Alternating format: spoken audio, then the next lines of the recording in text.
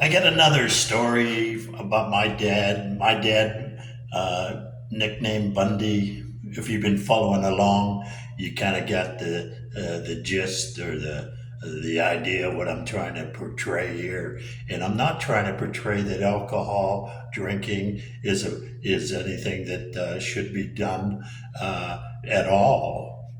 You know, the first time we ever drank liquor, we got sick. The first time we ever smoked a cigarette, we got sick. Why? Because the body shouldn't be doing this. But yet we'll always find a reason to do whatever we like. You know, we'll say, well, Jesus turned the water into wine and all this. You know, you're going to do what you want to do, and you'll go in that Bible and find reasons why you should or shouldn't. You know, and that's kind of that's what's going on, and you know that.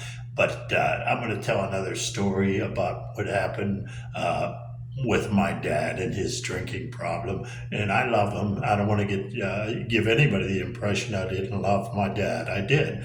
But my theory is my objective is to expose the insanity of alcoholism and drinking and not to try to keep it hidden. You know, it's called the family secret because everybody's got to be very quiet because daddy's been drinking. Let's keep it hidden. Don't let the neighbors know. You know, if they would just leave daddy laying out there in the yard all night and the neighbors would see him laying out there and he comes in and goes, hey, why didn't you guys get me out of the yard? You know, the neighbors are down there looking at me and now we ain't doing that no more, brother. We're not going to be enablers. We're not going to support your insanity. And usually when that happens, they get straight, but they need these enablers and, you know, that's the way it goes. But this particular incident, my dad went. You know, my mother was a very socialite. She was very social.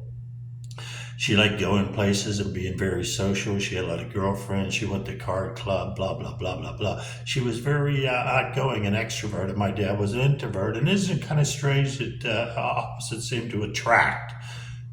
I don't know why, but there's a lot of things I don't know why. It just is what it is. But that's okay. You know, so my mother now talks my dad into getting down to my aunt's house because they were going to have a nice get together in the basement. My aunt and uncle were going to throw a party with a bunch of socialites, with a bunch of the local politicians in this particular town we lived in. And they thought it would be nice to invite my mother and my dad because my mother and my aunt were very close. You understand? So, you know, my dad, of course, he didn't want to go at all. But, you know, like buying the trailer and everything else, whatever pleased my mother, he'd tag along, you know what I mean? So he tagged along. Of course, you know, from the stories I've been telling you, he had to get his little juice in him to be, he thinks it makes him social. He just didn't see it, you know, but whatever, you know. So he got juiced up a little bit, probably, and went down there, you know. And they get down there in the basement of the home, my aunt's home.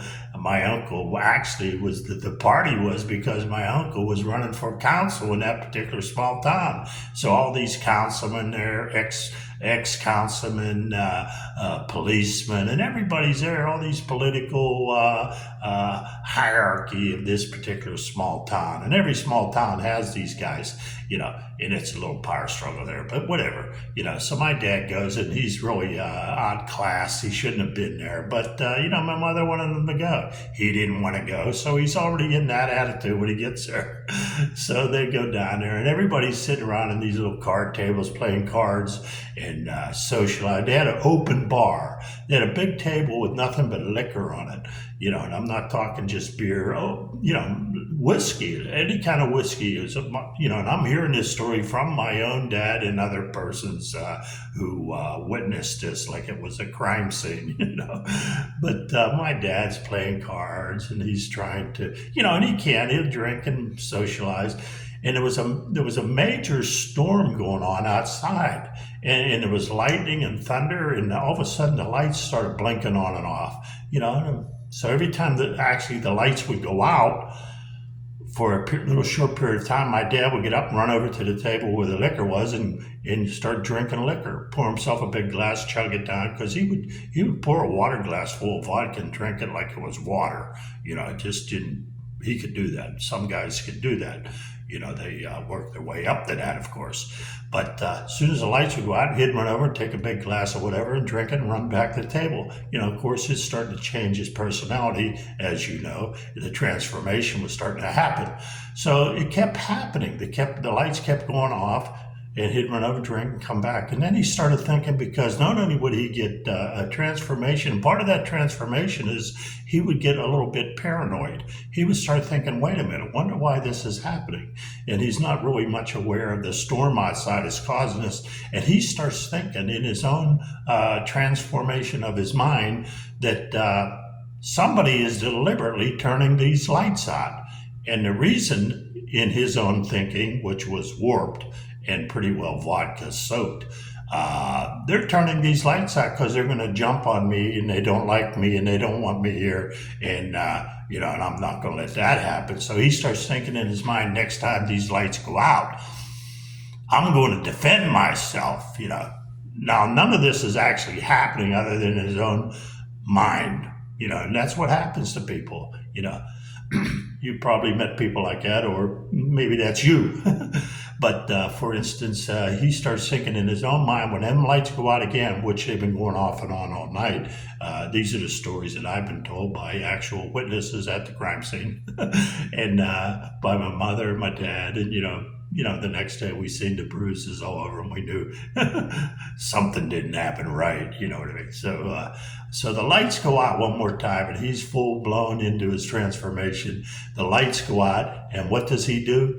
He starts punching people. Everybody. The people at the table, women, anyone that was in the reach of his windmill swings was going to get clocked. He was clocking everybody. And eventually, when the lights went on, they couldn't understand what is going on here. And he was full blown, didn't care what was the consequences of anything, because in his own mind, they were going to hurt him, and he was going to get them first. And that's really the way it went down.